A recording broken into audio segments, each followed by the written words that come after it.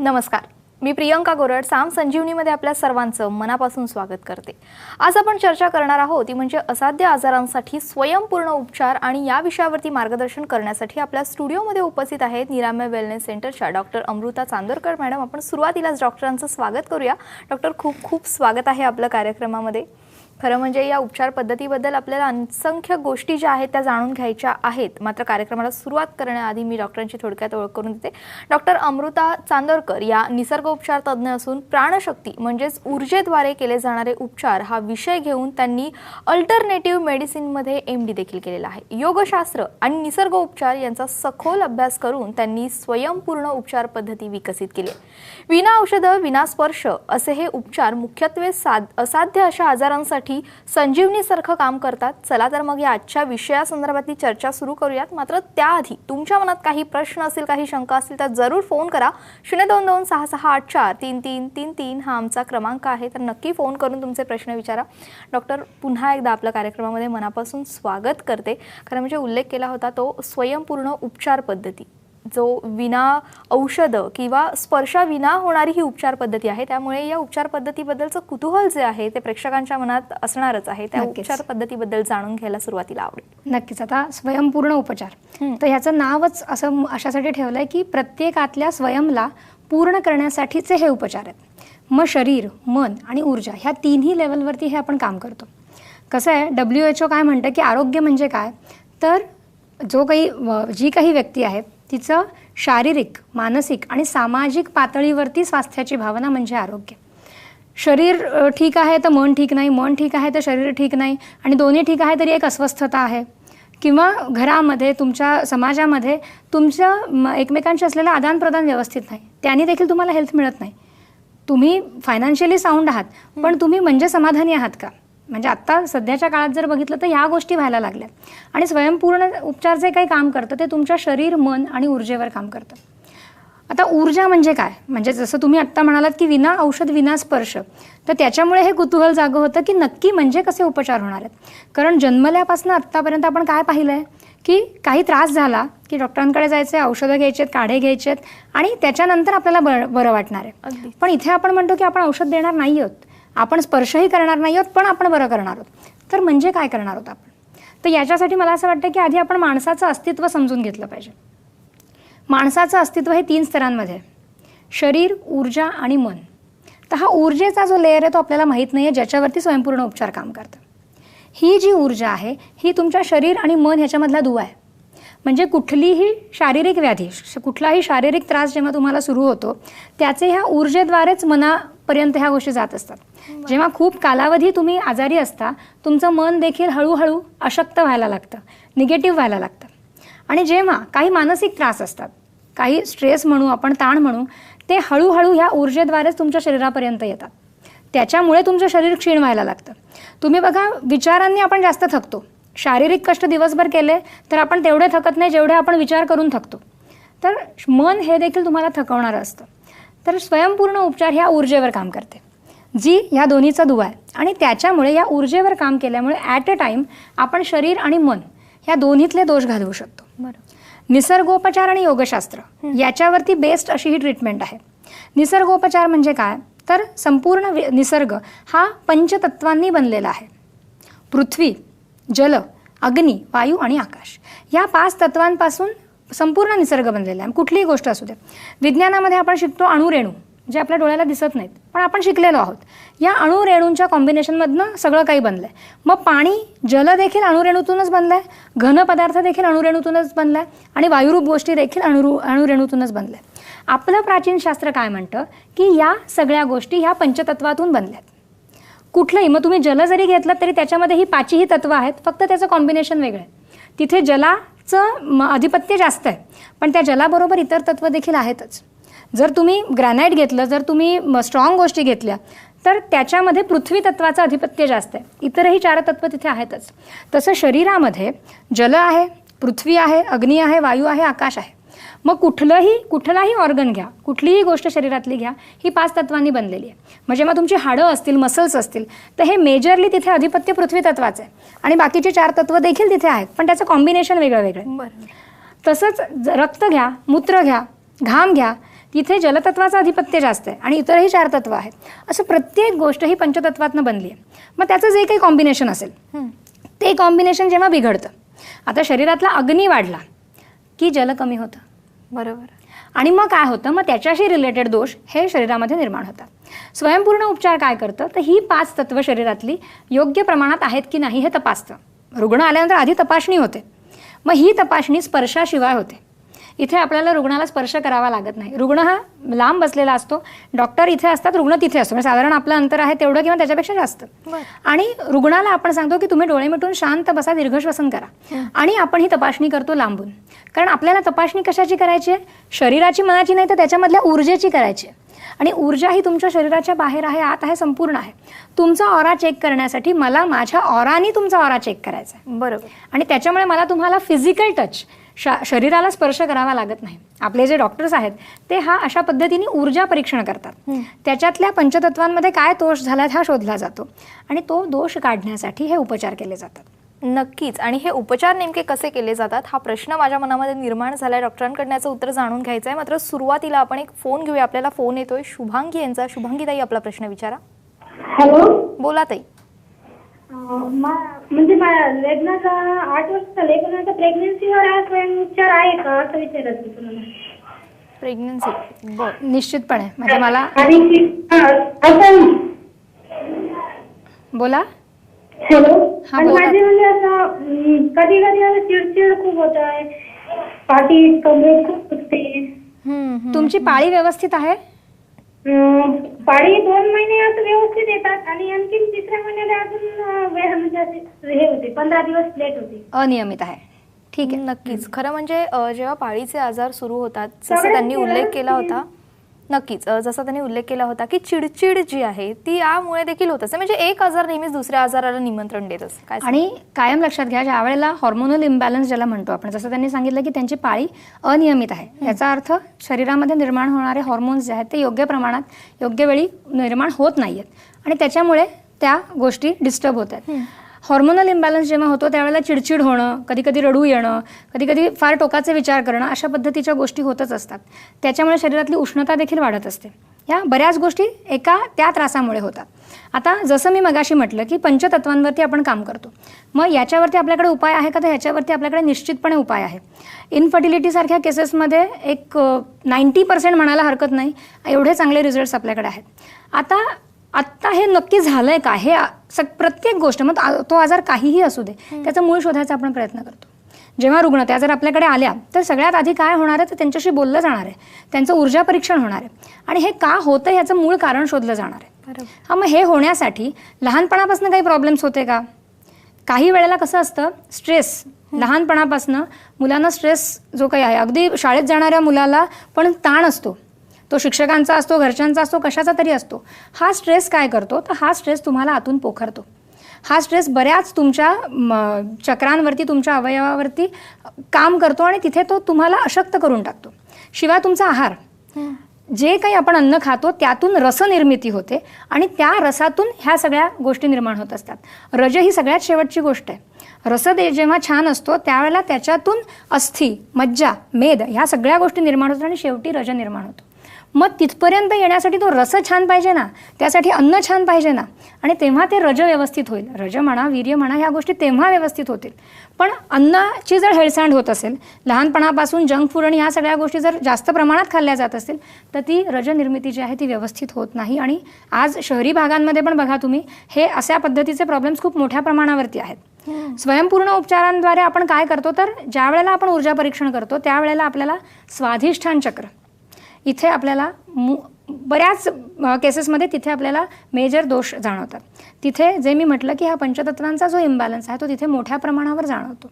कारण निर्मितीचं केंद्र आहे, नवनिर्मितीचं ते केंद्र आहे आणि ते चक्र काय करतं आहे, तर ते संपूर्ण तुमची रिप्रोडक्टिव्ह सिस्टीम कार्यरत ठेवण्यासाठी वातावरणातून आलेली ऊर्जा तिथे पोहोचवते. ज्या वेळेला स्वाधिष्ठान चक्र म्हणतो तर त्याच्याखाली मूलाधार आहे आणि त्याच्यावरती मणिपूर आहे. प्रत्येक चक्र हे त्याच्या वरच्या आणि खालच्या चक्राशी खूप जवळचं आणि सांधलं गेलेलं असतं. त्याच्यामुळे ह्या दोन्ही गोष्टींचा परिणाम त्याच्यावर होत असतो. जेव्हा आपण परीक्षण करतो आपण पाहतो कुठे कुठे दोष आहेत आणि त्याच्यावरती आपण काम करायला सुरुवात करतो. काम करतो म्हणजे काय करतो, जर एखादा ऑर्गन काम करू शकत नाही किंवा हार्मोन्स योग्य प्रमाणात निर्माण होऊ शकत नाही आहेत तर ते का होऊ शकत नाही आहेत, त्या पेशी काम का करू शकत नाहीत, कारण त्यांना योग्य ती ऊर्जा मिळू शकत नाहीये, ते घेऊ शकत नाहीयेत वातावरणातनं आणि म्हणून ते काम करू शकत नाहीयेत. मग आपण काय करतो तर ते का घेऊ शकत नाहीयेत, तर तिथे काहीतरी प्रमाणामध्ये दूषित ऊर्जा साठलेली आहे. त्याची एन रिझन्स असतात. मग ती एन रिझन्स काय आहेत ती शोधायचा प्रयत्न करतो रुग्णाशी बोलून आणि ती दूषित ऊर्जा आपण स्वच्छ करतो. सगळ्यात प्रथम ती दूषित ऊर्जा जशी आपण स्वच्छ करतो, आपल्या शरीरात जशा रक्तवाहिन्या असतात तशा अनेक ऊर्जावाहिनी नाड्या ह्या चक्रांशी निगडीत असतात. त्या ऊर्जावाहिनी नाड्या या चक्रांना ऊर्जा आणून देत असतात आणि ते चक्र ती ऊर्जा वापरत असतं. आता ते चक्र व्यवस्थित काम करत नाहीये, याचा अर्थ त्या ऊर्जावाहिनी नाड्या योग्य प्रमाणात ऊर्जा घेऊ शकत नाहीत. मग त्या का घेऊ शकत नाहीयेत, कारण तिथे काहीतरी गोष्टी साठलेल्या आहेत. बरोबर. हा पाईप आहे आणि पाईपमध्ये जर काही साठलेलं असेल तर निश्चितपणे त्याचा निचरा होत नाही किंवा तिथून आतमध्ये काही येऊ शकत नाही. मग ते जे काही साठलेलं आहे ते आपण स्वच्छ करतो ऊर्जेच्या माध्यमातून स्वयंपूर्ण उपचारांमध्ये. ते जसं जसं स्वच्छ होतं तसं तसं त्या ऊर्जावाहिनी नाड्या योग्य ती ऊर्जा घ्यायला सुरुवात करतात, चक्राला द्यायला सुरुवात करतात. तोपर्यंत ते संपूर्ण स्वच्छ होईपर्यंत उपचारांच्या द्वारे आपण त्यांना योग्य ती ऊर्जा पुरवत असतो. ह्या पंचतत्वांची जी ऊर्जा आहे त्यातली जी जी तत्व ते कमी पडतात ती आपण विश्वातून घेऊन त्यांना पुरवत असतो आणि त्यामुळे हळूहळू त्या पेशी कार्यरत व्हायला लागतात. हळूहळू जशा जशा त्या पेशी कार्यरत व्हायला लागतात तसे जे काही रिपोर्ट्स असतात हॉर्मोन्सशी रिलेटेड जे बिघडलेले असतात ते हळूहळू जागेवर यायला लागतात. याचा अर्थ काम सुरू झालं, अनियमित पाळी म्हणल्या त्या, ती पाळी हळूहळू जागेवर यायला लागते. मनामध्ये जे निगेटिव्ह थॉट्स असतात ते जायला लागतात, कारण आपण ह्या ऊर्जेच्या माध्यमातून शरीर आणि मन दोन्हीवर काम करतोय. बरोबर. त्याच्यामुळे ती व्यक्ती देखील पॉझिटिव्ह व्हायला लागते.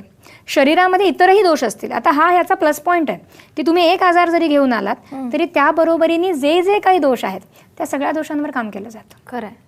त्याच्यामुळे सगळे दोष जायला मदत होते. मनाने तुम्ही एक पॉझिटिव्ह होता. ज्या गोष्टी ज्या पेशी काम करत नाहीत त्या हळूहळू कार्यरत व्हायला लागतात. तुमचे सगळे फिजिकल प्रॉब्लेम्स जायला लागतात आणि त्याच्यानंतर तुम्हाला जे काही हवंय ते साध्य व्हायला निश्चितपणे मदत होते. नक्कीच. खरं म्हणजे शारीरिक आजार असतात ते पटकन आपल्याला वेदना होतात, आपल्याला जाणवू लागतात. मात्र जेव्हा मानसिक आजार होतात किंवा मनावरती जेव्हा घात होतो तेव्हा पटकन स्वतःच्याच लक्षात येत नाही की नेमकं काय घडलेलं आहे आणि मग स्वभावामध्ये बदल व्हायला लागतो. चिडचिडेपणा असेल, इतर जे काही बदल असतील ते दिसून येतात. त्यासाठी नेमकं काय केलं पाहिजे हे डॉक्टरांकडून जाणून घ्यायचं आहे. मात्र कार्यक्रमामध्ये एक फोन घेऊयात.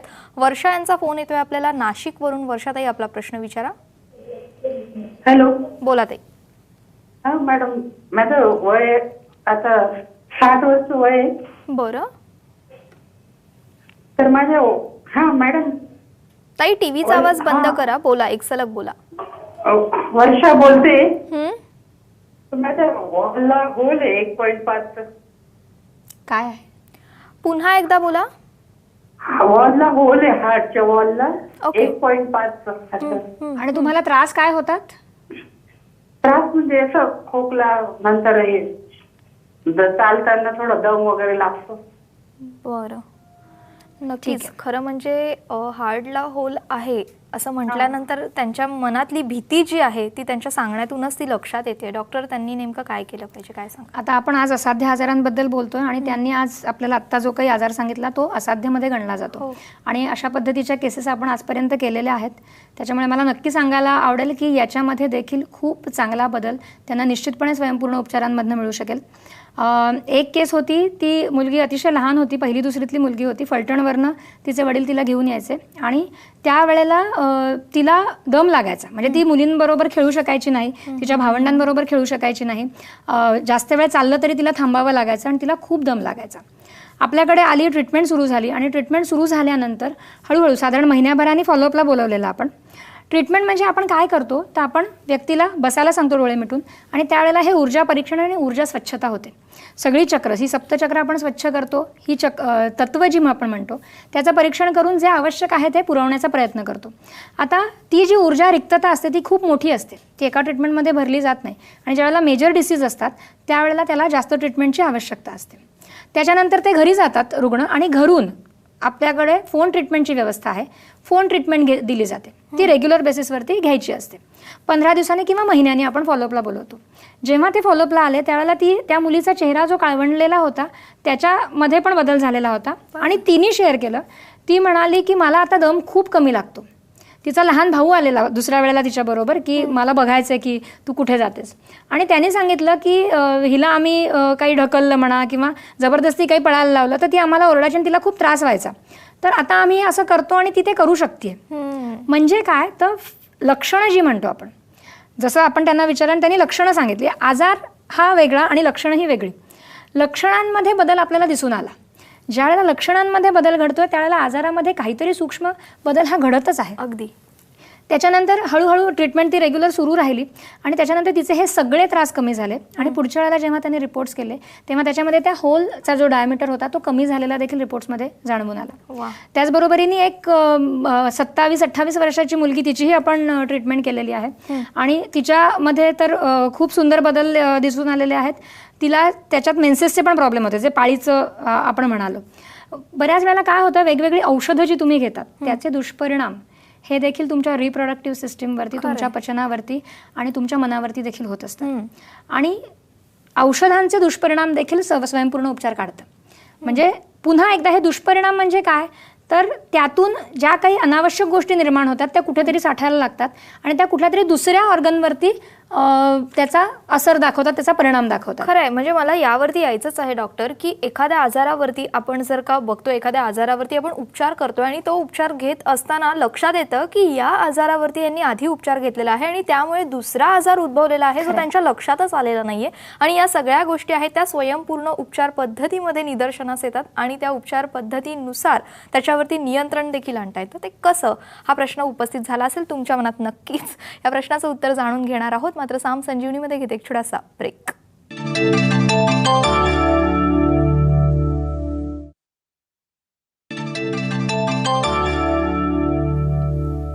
ब्रेकनंतर साम संजीवनीमध्ये आपलं पुन्हा एकदा मनापासून स्वागत करते. डॉक्टर, ब्रेकवर जाण्यापूर्वी जो आपला विषय चालला होता तो म्हणजे एखाद्या आजारावरती जर का एखादा रुग्ण पूर्वी काही उपचार घेत असेल आणि त्याला जे मेडिसिन्स दिले होते त्याचे त्याला साईड इफेक्ट्स देखील झाल्याचं पाहायला मिळतं. आणि अनेक वेळेला असं देखील तुम्हाला अनुभव आला असेल की एखाद्या आजारावरती तुम्ही उपचार देताय त्या समोरच्या रुग्णाला आणि असं लक्षात येतं की त्याला आणखीन दुसरा कुठला तरी आजार झाला. असं कधी झालंय? आता कसं होतं, आपल्याकडे जो काही महत्त्वाचा आजार आहे तो घेऊन व्यक्ती येते आणि ती ज्यावेळेला येते तेव्हा त्याचा फोकस त्या आजारावरती असतो की हा मला त्रास खूप दिवसांपासून तो काही बरा होत नाहीये आणि म्हणून मी तुमच्याकडे आलोय. जेव्हा आपण परीक्षण करतो ते परीक्षण हे संपूर्ण शरीराचं असतं, सगळ्या चक्रांचं असतं आणि त्या परीक्षण करताना आपल्याला जाणवतं की दोष हे बऱ्याच ठिकाणी आहेत. आपण जशी ट्रीटमेंट सुरू करतो, आता समजा एखादं तत्व मला जागेवर आणायचं किंवा मला ते बॅलन्स करायचं तर ते तत्व एकाच ठिकाणी बिघडलेलं नसतं. जसं मी म्हटलं की शरीर हे पंचतत्वातून बनलंय. जर एखादं तत्व डिस्टर्ब झालेलं आहे तर ते अनेक ठिकाणी डिस्टर्ब झालेलं असतं. एक आजार सप्तचक्र जे आपण म्हणतो तर ते एका चक्राशी निगडीत नाहीये. ज्या वेळेला एक तत्व डिस्टर्ब होतं, असं धरून चाला की मला हाडांची काही दुखणी आहेत, माझ्या शरीरातलं पृथ्वी तत्व हे बिघडलेलं आहे, मग फक्त मूलाधार चक्रामध्येच बिघाड आहे असं नसतं. प्रत्येक चक्रामध्ये जे जे तत्व आहे त्याच्यामध्ये सगळीच तत्व आहेत. जसं मी मगाशी म्हटलं की शरीरातलं रक्त म्हटलं तर जल हे मेजर आलं, पण उरलेली 4 तत्व देखील तिथे आहेत. त्याच्या कॉम्बिनेशननी रक्त बनलंय, त्याच्या कॉम्बिनेशननी मूत्र बनलंय. मग इतर तत्वांमधलं जे पृथ्वी तत्व आहे ते देखील तिथे बिघडलेलं असतं. जिथे मोठ्या प्रमाणावर पृथ्वी तत्व आहे तिथे तर मोठा बिघाड असतो, पण जिथे कमी प्रमाणामध्ये पृथ्वी तत्व आहे तिथे देखील बिघाड व्हायला सुरुवात झालेली असते. त्याच्यामुळे आपण ज्यावेळेला परीक्षण करतो आणि आपल्याला ज्यावेळेला ह्या काही गोष्टी लक्षात येतात आणि आपण ज्या वेळेला ती ऊर्जा स्वच्छता करतो आणि तिथे ती ऊर्जा देतो तर ते पृथ्वी तत्व हे फक्त मूलाधारला मिळणार नाहीये, फक्त तुमच्या हाडांना मिळणार नाहीये, तर ते जिथे जिथे जिथे बिनसलेलं आहे तिथे सगळीकडे मिळणार आहे. मग ते प्रॉब्लेम इतरही जरी असले तरी तेही जागेवर येतात. म्हणजे माणसं म्हणतात, रुग्ण ज्यावेळेला येतात तेव्हा ते सांगतात की अहो आम्ही तुमच्याकडे पचनाचा त्रास घेऊन आलेलो, पण आम्हाला ना रात्रीची झोप लागत नव्हती. तुम्हाला खरं आम्ही सांगितलेलं पण नाही, पण आता आम्हाला शांत झोप लागायला लागली. किंवा आम्हाला वारंवार सर्दी व्हायची, पण आता आमची ती सर्दी खूप कमी झालेली आहे. छोट्या छोट्या गोष्टींचा ताण घ्यायची आम्हाला सवय होती, पण आता आम्हाला छोट्या छोट्या गोष्टींचा ताण येत नाही. मग हे कसं घडतं? कारण आपण एका गोष्टीसाठी काम नाही करू शकत, म्हणजे करूच शकत नाही. हा ह्याच्यातला आपण प्लस पॉईंट म्हणू की तुम्ही पचनाचा त्रास घेऊन आलात तर मी फक्त पचन तुमचं बरं व्हावं याच्यासाठी मी काम करू शकता तर मी करूच शकत नाही. मी जेव्हा तुमचं पचन सुधारण्यासाठी काम करणार आहे त्यावेळेला बऱ्याच गोष्टींवरती काम होणार आहे. आता तुमचं पचन बिघडलंय तर का बिघडलंय? पचन बिघडलं म्हणजे फक्त पचन बिघडलं असं नसतं, त्याचं मूळ कुठेतरी वेगळीकडे असतं. मग काही वेळेला असंही निदर्शनास आलंय की काही वेळेला सततचा ताण, सततची भीती ही प्रत्येक प्रकारचे विचार हे वेगवेगळ्या चक्रांमध्ये स्टोअर होतात. आता परीक्षा असेल तर आपल्या पोटात गोळा येतो पेपरला जाताना, किंवा लूज मोशन होतात, किंवा वॉमिटिंगचं सेन्सेशन येतं. म्हणजे काय तर ती एक वेगळ्या प्रकारची जी भीती आहे ती तुमच्या मणिपूरमध्ये किंवा अनाहतमध्ये स्टोअर होते, तिचा आघात तिथे होतो. आणि काय होतं तर त्याचा पचनावर परिणाम होतो किंवा त्याचा हृदयावर परिणाम होतो, धडधड वाढते, डोकं दुखायला लागतं. वेगवेगळ्या प्रकारचे विचार हे वेगवेगळ्या चक्रांमध्ये स्टोअर होत असतात. आणि सतत तुम्ही चुकीचे विचार, चुकीची भीतीची भावना ह्या जर सतत तुम्हाला वाटत असतील आणि ते स्टोअर होत असेल तर ती चक्र हळूहळू त्यांची कार्यक्षमता कमी व्हायला लागते. चक्राची कार्यक्षमता कमी व्हायला लागली की त्याच्या अंडर जे ऑर्गन्स येतात ऑफकोर्स त्याला ऊर्जा कमी मिळायला लागते, कारण तुम्ही अनावश्यक ऊर्जा साठवताय. त्याला ऊर्जा कमी मिळायला लागली की तिथे फिजिकल प्रॉब्लेम्स तुम्हाला फेस करावे लागतात. स्वयंपूर्ण उपचार काय करतो? जेव्हा आपण स्वच्छता करतो ती डोक्यापासून पायापर्यंत संपूर्ण शरीराची करतो. त्याच्यामुळे तुम्ही एक आजार जरी घेऊन आलात मग ते साईड इफेक्टमुळे जरी दुसरा आजार असला तरी तो देखील त्यावेळेला स्वच्छ होतो. फक्त आपण कसं म्हणतो की फॉर्म जो काही आपण बनवला तो असाच बनवला की ज्याच्यामध्ये डोक्यापासून पायापर्यंत तुम्हाला जे जे काही होत आहे ते टिक करा. का करा? कारण एका आजाराबरोबर तुम्हाला हे बोनस आहे, तुम्हाला बाकीचे आजार पण तुमचे जाऊन मिळणार आहेत. जो आजार मेजर आहे तो जायला जास्त वेळ लागतो, बरोबर. जो आजार कमी स्वरूपाचा आहे तो पटकन निघून जातो. त्याच्यामुळे तुमची लिस्ट असते 10, 12, 15 आजारांची लिस्ट असते. आणि जेव्हा पुढच्या फॉलोअपला माणसं येतात त्यावेळेला ती सांगतात की आता तो त्रास होत नाही, आता तो त्रास होत नाही, आता हे एवढंच राहिलंय. हळूहळू ती लिस्ट कमी व्हायला लागते, बरोबर. औषधं घेत असतात, भरपूर गोळ्या औषधं घेत असतात, पण जसे जसे आजार कमी होत जातात तसे ते त्यांच्या डॉक्टर्सना जेव्हा भेटतात तेव्हा डॉक्टर म्हणतात की आता ह्या औषधांची गरज नाहीये. कुठलीही औषधं आपण बंद करायला सांगत नाही, आपण कमी करत नाही, तो आपला अधिकार नाही. आपलं बरं करणं, त्याच्यावरती काम करणं हे आमचं काम आहे. पण औषधं ज्या डॉक्टर्सनी दिली आहेत, म्हणजे अगदी डायबिटीज सारख्या केसेसमध्ये देखील तुमच्या शुगर लेवल्स नॉर्मल व्हायला लागतात, कारण आपण जे काम करतो ते पॅनक्रियावरती करतो, अनाहत चक्रावरती करतो, मणिपूरवर करतो. त्याच्यामुळे तुमच्या पॅनक्रियाज काम करायला लागतात. ज्या पेशी काम करत नसतात त्यांना आपण आवश्यक ती ऊर्जा देतो आणि ती ऊर्जा मिळाल्यामुळे त्या काम करायला लागतात. तुमचं इन्शुलिन जे आहे ते योग्य प्रमाणात यायला लागतं आणि त्यामुळे तुमचे शुगर लेवल्स नॉर्मल यायला लागतात. अगदी नॉर्मल आली म्हटल्यानंतर डॉक्टरांकडे देखील औषधं कमी करण्यापासून पर्याय नसतो, ते औषधं कमी करतात. औषधं कमी होत जातात आणि जसं जसं तुमच्या पॅनक्रिया पूर्ण कार्यरत होतात तसं डॉक्टरांना तुमची औषधं बंद करावी लागतात. नक्कीच. खरं म्हणजे अनेक वेळा असं पाहायला देखील मिळतं की आजार लक्षातच येत नाही, रुग्णाला काय होत आहे ते त्याला कळतच नसतं. मात्र एक असतं की डॉक्टर मला निराशा आलेली आहे, मला थोडंसं वेगळंच फील होतं, मला काही दुखत नाही, मात्र मला चांगलंही काही वाटत नाही. आणि अशा वेळेला आपल्याला असं म्हणायला हरकत नाही की स्वयंपूर्ण ही उपचार पद्धती आहे ती या सगळ्याच आजारांवरती, जे न कळता रुग्णांना त्रासदायक असतात, या आजारांवरती देखील मात करणारी आणि नाही का? तुम्ही जे म्हणताय ते खरंच आहे. आणि आता हे अशा पद्धतीचे भेडसावणारे प्रश्न खूप आहेत, असंख्य प्रश्न आहेत आणि या सगळ्या प्रश्नांकडे मला वळायचं आहे. मात्र आपण एक फोन घेऊया. डोंबिवलीवरून आपल्याला फोन येतोय ज्योती यांचा. ज्योती बोला. बोला ज्योतिताई. ताई तुमचा फोन जोडला गेलेला आहे, तुमच्या टीव्हीचा फक्त आवाज कमी करा आणि त्यानंतर एक सेकंद बोला. हा, टीव्हीचा आवाज कमी केलाय पण माझा. हा बोला. बोला. हा, हॅलो. हा ताई. हा, बोलू ना. बोला बोला बोला ताई बोला. हा, मी ज्योती वैती बोलते. मला 61व्या वर्षी डायबिटीसचा त्रास सुरू झाला. त्यात माझी भूक कमी झाली, माझं वजन कमी झालं.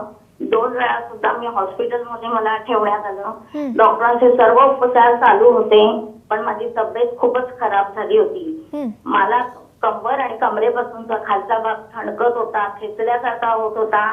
पायांना खूप मुंग्या येत होत्या, बसल्यावर उठता येत नसे, पायऱ्या उतरता येत नसत. मी खूप हैराण झाली होती. रात्री झोप सुद्धा येत नसे मला. डॉक्टरांचे उपचार चालू होते, व्यायाम चालू होते, पण पायातील मुंग्या काही कमी होत नव्हत्या. मी खूपच अस्वस्थ होती. डॉक्टरांचं म्हणणं होतं की मुंग्या तुमच्या कायमच्या राहतील. आणि मग मी निरामय जीवनचा कार्यक्रम पाहिजे म्हणून मी मिस्टरांना म्हटलं की आम्ही निरामय जीवनची ट्रीटमेंट घ्यायची आहे. मला पहिल्यासारखं मला निरामय स्वावलंबी जीवन जगायचंय. त्यावेळी माझी अवस्था खूप खराब होती. माझ्या मुलींनी माझे फोटो नेऊन ट्रीटमेंटचे पेपर नेऊन निरामयच्या डॉक्टरांना दाखवले व त्याच्यावरून मला त्यांनी ट्रीटमेंट दिली आणि मला खूप धीर दिला.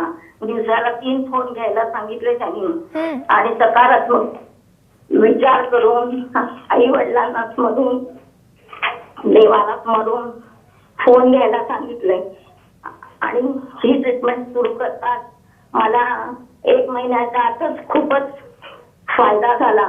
माझ्यातील फरक घरातल्या सगळ्यांना जाणवू लागला. मी व्यवस्थित चालता येऊ लागलं. मला स्वतंत्रपणे उठबस करायला येऊ लागलं. त्याआधी 1.5 वर्ष मी बेडवरच होती. 3ऱ्या महिन्यात मी स्वतः दादरच्या क्लिनिक मध्ये जाऊ शकली. माझे डायबिटीस हे आज नॉर्मल आहे. माझे दुखणेही कमी झाले आहे. माझ्यात एक नवा आत्मविश्वास झाला आहे. मी खूप आनंदात आहे.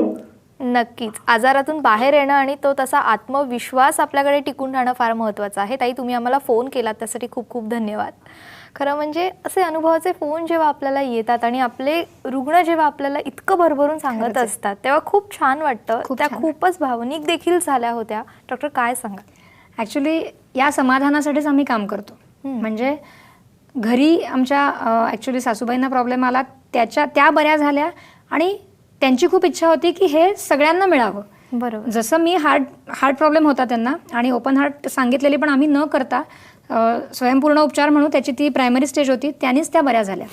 आणि त्याच्यामुळे ही आमची पण इच्छा होती की जसं आपल्या घरामध्ये घडलंय तसं असे कुठे कुठे पेशंट आहेत की ज्यांच्याकडे सोल्युशन्स नाही आहेत आणि मग त्यांच्यासाठी काय औषधं करतायत, डॉक्टर करतात, सगळं करतात, पण पुढे जाऊन रिझल्ट्स मिळत नाही आहेत. मग त्यांच्यासाठी हे आहे आणि आपल्याला उपयोग झाला तर हा आपण लोकांसाठी करावं आणि त्यातूनच निरामयचा जन्म झाला. जसं त्यांनी आत्ता सांगितलं की 1.5 वर्ष त्या बेडरिडन होत्या. कसं होतं, माणूस मनाने संपूर्णपणे कोलमडून जातो आणि परावलंबी होणं ह्याच्यासारखं दुसरं वाईट काही नाही की जी, आणि स्त्रीसाठी तर ते अजून जास्त त्रासदायक, तर कुणासाठीही त्रासदायक आहे की माझं काहीही करण्यासाठी मला कुणावर तरी अवलंबून राहावं लागतं. हे तुम्हाला आतून कण तुम्ही मरत असता. त्यांनी जसं सांगितलं की अशा रुग्णांना आपल्याकडे येण्याची आवश्यकता नाही. तुम्ही उठून या का, तर येण्याची अजिबात आवश्यकता नाही. तुमचा एक लेटेस्ट फोटोग्राफ, त्यांची मुलगी त्यांचा फोटो घेऊन आपल्या क्लिनिकला आली होती, तसं रुग्णाचा एक लेटेस्ट फोटोग्राफ आणि त्यांचे जे काही रिपोर्ट्स असतील ते घेऊन जर कुणीही आपल्या क्लिनिकला येऊ शकलं. 4 ठिकाणी क्लिनिक आहेत आपली, पुणे, मुंबई, कोल्हापूर आणि चिंचवड. तुम्ही जिथे कुठे तुम्हाला जवळचं आहे तिथे तुम्ही या. जे अवेलेबल डॉक्टर्स आहेत त्यांना भेटा. फोटोवरनं देखील ऊर्जा परीक्षण करता येतं. त्यासाठी समोर व्यक्ती पाहिजे आवश्यक नाही. जर तुम्ही परगावी असाल, परदेशी असाल, तर ईमेल ॲड्रेस आहे आपला. तुमचा लेटेस्ट फोटो आणि तुमची सगळी माहिती ईमेलवरती जरी पाठवलीत तरी फोटोवरनं ऊर्जा परीक्षण करता येतं आणि आपल्याला उपचार ठरवता येतात. उपचार हे तसंही फोनवरनंच घेतो आपण. जो रुग्ण क्लिनिकमध्ये येतो तो पुढची ट्रीटमेंट फोनवरनंच घेत असतो आणि ज्या वेळेला फॉलोअपला येतो त्यावेळेला चर्चा होते फेस टू फेस. त्याच्यामुळे त्यांनी सांगितलं की 3 महिन्यांनी मी क्लिनिकला येऊ शकले. या 3 महिन्यांमध्ये त्यांच्या पायामध्ये एवढी ताकद आली, त्यांचं मनोधैर्य वाढलं आणि फिजिकल प्रॉब्लेम जे होते ते कमी झालं. त्यांनी जसं सांगितलं शुगर होती त्यांना, ती पण आता नॉर्मल आलेली आहे. जे मी मगाशी म्हटलं की हे सगळे असाध्यमध्ये गणलं जाणार आहे. त्यांना डॉक्टरांनी सांगितलेलं की ह्या मुंग्या ह्या कायम राहणार आणि त्यामुळे ऍक्च्युली कमरेखाली त्या बऱ्यापैकी लुळ्या पडल्या होत्या, त्यांना काही करता येत नव्हत्या ऍक्टिव्हिटी. तर या गोष्टी देखील रिकवर झाल्या, म्हणजे ती ताकद पुन्हा रिज्युनेट झाली आणि आज त्या सगळं करू शकतात. तर हे पुन्हा एकदा हे आमचं कौतुक नाहीये, हे या उपचार पद्धतीचं कौतुक, हे आपल्या प्राचीन शास्त्रांचं कौतुक आहे. हे सगळं खूप पूर्वी लिहिलेलं आहे, ह्याच्यावरती अभ्यास झालेला आहे, पण ह्या मधल्या कालावधी, मधल्या शेकडो वर्षांमध्ये हे विस्मृतीत गेलंय. आमच्या घरी काहीतरी प्रॉब्लेम आले म्हणजे गरज हे शोधाची जननी म्हणतात तसं, ती गरज निर्माण झाली म्हणून आम्ही हा शोध घेतला नवरा बायकोने आणि हा शोध घेतला, त्यातून आमच्या सासूबाईंना उपयोग झाला आणि मग हा उपयोग सगळ्यांना व्हावा म्हणून स्वयंपूर्ण उपचारांची निर्मिती झाली. त्यातून असे रुग्ण, म्हणजे आपण मेजरली असाध्य आजारांसाठीच आहोत, असे रुग्ण ज्या वेळेला येतात, भरभरून बोलतात, त्यांच्या चेहऱ्यावरचं समाधान बघून अजून ऊर्जा मिळते आम्हाला. आणि असे कोणतेही असाध्य आजार जिथे तुम्ही पूर्णविराम लावला, तुम्ही म्हणताय की इथून पुढे काही होऊ नाही शकत, तर अशांसाठीच आपण आहोत मुख्यत्वे. नक्की स्वयंपूर्ण उपचार पद्धती म्हणजे नथिंग इज इम्पॉसिबल असं काही म्हणायला हरकत नाही, नाही का? कार्यक्रमामध्ये आपण एक फोन घेऊयात. राजश्री यांचा फोन येतोय आपल्याला पुण्यातून. राजश्री ताई, आपला प्रश्न विचारा. बोला ताई. हा मॅडम, नमस्कार. नमस्कार. विशेष मला अमृता मॅडमला पण धन्यवाद द्यायचे. Hello madam. बोला ना. हा ताई बोला. हा, मी आपल्याकडे ट्रीटमेंट घेतली, मला खूप छान फरक पडला. त्यानंतर माझ्या आईसाठी पण घेतलेली आहे. हम्म.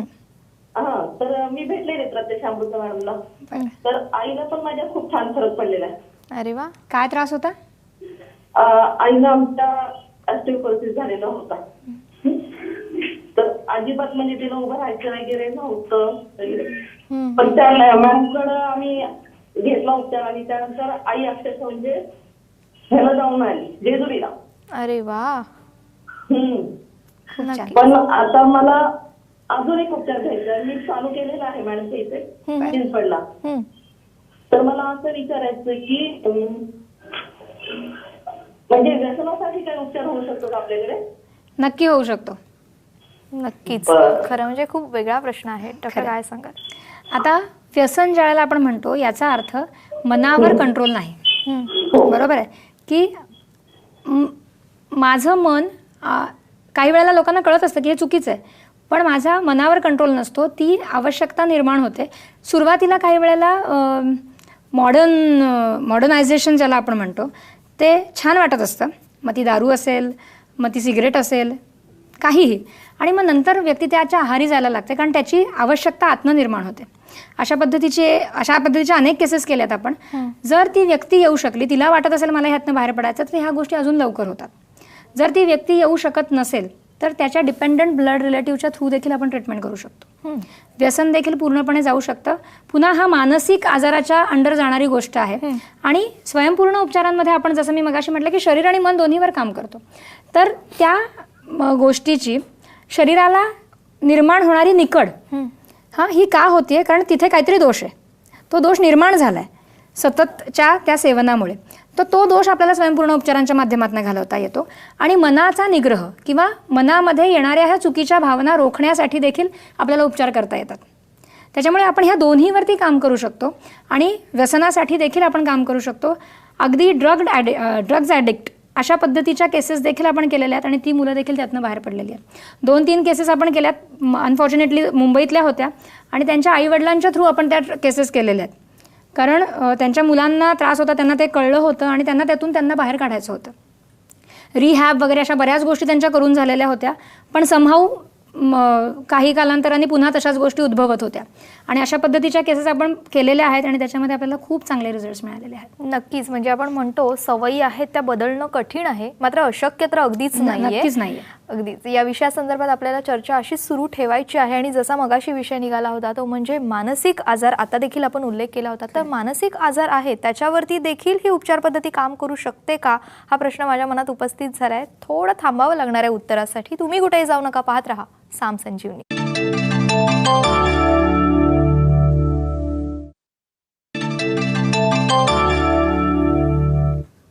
ब्रेकनंतर साम संजीवनीमध्ये आपलं पुन्हा एकदा मनापासून स्वागत करते. डॉक्टर आपल्याला खूप छान असं मार्गदर्शन करतात. डॉक्टर, जसं मगाशी म्हटले मी की मानसिक तणाव जो आहे तो आजकाल प्रत्येकामध्ये पाहायला मिळतो. प्रत्येकाच्या तोंडात हा शब्द असतो की मी खूप इरिटेट झालोय, मला खूप टेन्शन आहे, मी म्हणजे अक्षरशः आता टेन्शनने माझं काय होईल आणि काय नाही, अशी परिस्थिती निर्माण होते. अशा परिस्थितीमध्ये आपल्याला ही उपचार पद्धती जी आहे ती उपयोगाची ठरू शकेल का? हो, निश्चितपणे ठरू शकते. म्हणजे जे मी म्हणतेय ना की ही ऊर्जा काय करू शकते, तर अशा काही केसेस होत्या की ज्या आत्महत्येपर्यंत त्यांचे विचार गेलेले होते. बापरे. आणि त्यांना तिथून मागे आणण्यासाठी आपण उपचार केलेले आहेत आणि ते पूर्ण बरे झालेले आहेत. की ते स्वतःच्या आयुष्याला इतके कंटाळलेले होते आणि स्वतःवरचा विश्वास गमावून बसलेले की मी आयुष्यात काही करू शकत नाही, अशा पद्धतीची भावना निर्माण झालेली होती. तर पुन्हा एकदा जे मी सांगते ना की लहानपणापासून आपण जे काही ससेमिरा मुलांच्या मागे लावतो ना, ताण ताण ताण ह्याच्या खाली आपण जे सतत वावरत राहतो आणि त्याच्यामुळे आपण कमकुवत होत जातो. हा कमकुवतपणा घालवण्यासाठी आपण उपचार करू शकतो. कारण हा कमकुवतपणा जो स्टोअर होत राहतो वेगवेगळ्या ठिकाणी, त्याच्यामुळे सगळ्याच गोष्टी तुमची विचार करण्याची क्षमता जी आहे ती कमी होऊन जाते. तुम्ही कुठल्याही गोष्टीला सोल्युशन्स नाही काढू शकत आणि तुम्हाला समोर मार्ग दिसला नाही की तुम्हाला वाटतं संपलं. बरोबर. संपलं असं नसतं ना. एक रस्ता बंद झाला, मी चुकीच्या रस्त्याला वळले आणि तिथे जाऊन डेड एंड आहे, तर मग संपला का? रस्ताच संपला का? तर मागे वळायचं ना. मागे वळायचं, पुन्हा जिथून मी त्या रस्त्याला गेले तिथे यायचं आणि दुसऱ्या रस्त्याला जायचं. किती सोपं आहे. पण आपल्याला असं वाटतं की आयुष्यातला इतका कालावधी आपला वाया गेला आणि आता आपल्यासमोर काय आहे, तर ती भिंत आहे. आपल्यासमोर काहीच नाही आहे, म्हणजे आता आयुष्यात काही राम राहिला नाही. तर तसं नाही आहे. जर कुठेतरी जाऊन कुठेतरी तुम्हाला असं दिसतंय की समोर अंधकार आहे, तर तिथून मागे वळा. पुढे रस्ताच नाही आहे, तिथनं मागे वळायचं आहे, पुन्हा मागे यायचं आहे आणि दुसरा रस्ता शोधून दुसऱ्या रस्त्याला जायचं आहे. तिथे तुमचं सक्सेस तुमची वाट बघत असतो. पण त्यावेळेला तुम्ही इथून ऑफ होता, कारण तो ताण, जे काही चुकीचे विचार तुम्ही करता आणि ते जे काही सगळं साठवता त्यांनी हे सगळं झालेलं असतं. ज्या वेळेला अशा पद्धतीचे रुग्ण येतात, अशा पद्धतीच्या रुग्णांची संख्या सध्या खूप वाढलेली आहे आणि अगदी लहान वयापासून कितीही वय असलेली व्यक्ती मानसिक तणावाखाली वावरताना दिसतात. डिप्रेशनसारख्या गोष्टी आहेत, स्किझोफ्रेनियासारख्या गोष्टी आहेत. स्वयंपूर्ण उपचार काय करतं, तर ही तुम्हीच साठवलेली ही निगेटिव्ह ऊर्जा जी आहे ती सगळी स्वच्छ करतं, की तुम्ही वर्षानुवर्ष साठवलेली असते. अगदी एखादी घटना घडली की आपल्याला पूर्वीच्या किती घटना आठवतात, एखाद्या व्यक्तीचं नाव आलं की त्याच्या रिलेटेड किती गोष्टी आठवतात आणि किती चांगल्या आठवतात. तर चांगल्या आपल्याला काही आठवत नाहीत. चांगलं आपण स्टोअर करतच नाही, आपण फक्त वाईट स्टोअर करतो. आम्ही प्रत्येक रुग्णाला हेच सांगतो की चांगलं स्टोअर करा, वाईट स्टोअर करू नका. तो केर आहे, तो कचरा आहे, तो फेकून द्या. एखादी व्यक्ती तिच्यामध्ये चांगलं वाईट प्रत्येकामध्ये असणार आहे, माझ्यामध्ये पण आहे. मग माझ्यातलं वाईट बघायचं का चांगलं बघायचं? तर चांगलं बघायचं, कारण ते तुम्हाला पुढे घेऊन जाणार आहे. वाईट बघत राहिलात तर माझ्याबद्दल तुम्हाला तिटकारा वाटायला लागेल, राग वाटायला लागेल आणि माझ्यातलं चांगलं तुम्हाला कधीच घेता येणार नाही. तर प्रत्येकातलं चांगलं बघा. बरोबर. ती एनर्जी आपण काढू शकतो. त्यांना आपण त्या डिप्रेशनमधनं, त्या मानसिक त्रासांमधनं, अगदी स्किझोफ्रेनियासारख्या गोष्टी देखील पूर्ण बऱ्या होऊ शकतात. हे आपण केलेलं आहे. तर स्वयंपूर्ण उपचारांच्या माध्यमातून हे आपण करतोच, पण त्याचबरोबर त्यांना आपण हा विचार द्यायचा प्रयत्न करतो. कित्येक रुग्ण सांगतात की आमचं आयुष्य बदललं आहे, आमचे विचार करण्याची पद्धत बदलली आहे आणि आजच्या समाजामध्ये तीच बदलणं गरजेचं आहे. हेच आपण करण्याचा प्रयत्न करतो. एक माणूस ज्या वेळेला चांगला वागत राहतो ना, त्यावेळेला तो त्याच्या आजूबाजूचा कितीतरी परिसर हळूहळू चांगला बनवतो. पण तो वाईट वागतो, मग मी का चांगला वागू म्हणून मी वाईट वागायला लागतो. पण त्याचा जो काही दुष्परिणाम आहे तो तुमच्यावरतीच होत असतो. त्याच्यामुळे सामाजिक बांधिलकी, जे मी सुरुवातीला म्हटलं की शारीरिक, मानसिक आणि सामाजिक स्वास्थ्याची भावना म्हणजे आरोग्य. सामाजिक स्वास्थ्य नसेल तरी तुम्ही निरोगी नाही. बरोबर. स्वयंपूर्ण उपचार ह्याच्यासाठी काम करतं. निरामय ह्याच्यासाठी सतत कार्यरत आहे की सामाजिक बांधिलकी देखील जपली जावी. आज तुम्ही निरामयमध्ये आलात तर फॅमिली म्हणून काम करतो आम्ही. आणि आलेला रुग्ण, बरा झालेला रुग्ण, जसं मगाशी त्यांनी फोन केले, हे बरे झालेले रुग्ण आहेत, पण ते आजही जरी लांब असले तरी ते एक फॅमिली आहेत. कुटुंबाचा काहीही झालं तरी त्यांना आमच्या आठवणी येतात. बरोबर. कारण आम्ही त्यांच्याशी तसे वागतो, कारण आज तेच मिसिंग आहे. अगदी. आज सगळीकडे कोरडेपणा आलाय, व्यावहारिकता आली आहे. आमच्याकडे तुम्हाला व्यावहारिकता कुठेही दिसणार नाही. आपल्याकडे ज्या वेळेला रुग्ण येतो त्यावेळेला जी ट्रीटमेंट होते त्याचे 200 रुपये घेतले जातात आणि त्याच्यानंतर जी पुढची ट्रीटमेंट आहे ती तुम्ही फोनवरनं घेता आणि त्याचे पैसे तुम्ही आल्यानंतर देता. जेव्हा तुम्ही येता त्यावेळेला तुम्ही हसत येता, त्यावेळेला तुमचे आजार काही ना काही प्रमाणामध्ये कमी झालेले असतात. तो जो काही पैसा येतो तो समाधानाने येतो, तो तुमच्या स्वेच्छेने येतो आणि त्याच्यामुळे तुम्हाला तो आरोग्य देऊन जातो, तो आनंद देऊन जातो. त्याच्यामुळे स्वयंपूर्ण उपचार ह्या तिन्हीवरती काम करतात आणि अशक्य प्राय गोष्टी आपल्याकडे निश्चितपणे बऱ्या होऊ शकतात. नक्कीच. अनेक वेळा असं देखील पाहायला मिळतं की एखादी व्यक्ती आहे, त्याच्या स्वभावामध्ये इतकी भिन्नता आढळून येते. म्हणजे आता नीट एखाद्या व्यक्तीशी बोलतोय तर आता त्याला लगेच राग येतो, तर आता तो लगेच चिडतो, तर आणखीन काहीतरी वेगळं करतो. तर हे स्वभावातली ही जी भिन्नता आहे ही देखील या पद्धतीनुसार आपल्याला नीट करता येऊ शकते का? एक नीट छान माणूस, हसता खेळता माणूस आपल्याला पाहता येऊ शकतो का? नक्कीच पाहता येऊ शकतो, कारण पुन्हा तो दोष आहे. स्वभाव बदलत नाही असं म्हणतात, पण स्वभाव देखील बदलू शकतो. कारण लहानपणापासून आत्तापर्यंत जे काही टक्के टोणपे तुम्ही खाता, जी काही परिस्थिती तुमच्यावरती ओढवते त्यानुसार तुमचा स्वभाव बनत जातो, बदलत जातो. काही जण सांगतात की पूर्वी मी अशी नव्हते, मी मनमोकळी होते, पण आता परिस्थितीनुसार माझा स्वभाव बदलत गेलाय, चिडचिड व्हायला लागली आहे, गोष्टी समजत नाहीत, माझ्याकडनं योग्य गोष्टी होत नाहीत. तर हे कशामुळे आहे? तर परिस्थितीच्या आघातांमुळे आहे. म्हणजे पुन्हा एकदा काय, त्या परिस्थितीमध्ये तुम्ही काय काय विचार केलेत, जे काही निर्माण झालं त्यातून काय काय प्रकारची एनर्जी निर्माण झाली, मग ती तुमच्या अवतीभोवती साठवली ना तुम्ही, आणि ती साठवल्यामुळे ती परिणाम कुठे करणार? ती तुमच्या शरीरावर, तुमच्या मनावर परिणाम करणार. मग ते एक एक लेअर्स जसे आपण स्वच्छ करायला लागतो तसे तसे त्या व्यक्ती मोकळ्या व्हायला लागतात, पुन्हा पूर्ववत व्हायला लागतात, पुन्हा मनमिळावू होतात आणि योग्य विचार करायला लागतात. योग्य विचार केल्याने सगळ्याच गोष्टी जागेवर यायला निश्चितपणे मदत होते. नक्कीच. खरं म्हणजे या आजच्या चर्चेतनं एक गोष्ट लक्षात आली, ती म्हणजे एक आजार हा नेहमीच दुसऱ्या आजाराला आमंत्रण देत असतो. त्यामुळे तो पहिलाच जो एक आजार आहे तो जर का मुळासकट आपण दूर केला, मुळासकट त्याचा नायनाट करून टाकला, तर पुढचे आजार उद्भवणारच नाहीत. आणि जसं डॉक्टरने आपल्याला सांगितलं की विचार, आपले हे जे सप्तचक्र आहेत त्यांना बिघाड करण्यासाठी हे विचार कारणीभूत असतात. त्याच्यामुळे शक्य होतील तितके चांगले विचार करणंच आपल्या शरीरासाठी, आपल्या आरोग्यासाठी नक्कीच फायद्याचे ठरतील. डॉक्टर, आज तुम्ही इथे आलात, इतकं छान मार्गदर्शन केलं आपल्या प्रेक्षकांना, त्यासाठी खूप खूप धन्यवाद. साम संजीवनीमध्ये आज वेळ झालेली आहे. इथेच थांबण्याची. पुन्हा भेटणार आहोत नवीन विषयासह, अधिक माहितीसह. तोपर्यंत नमस्कार.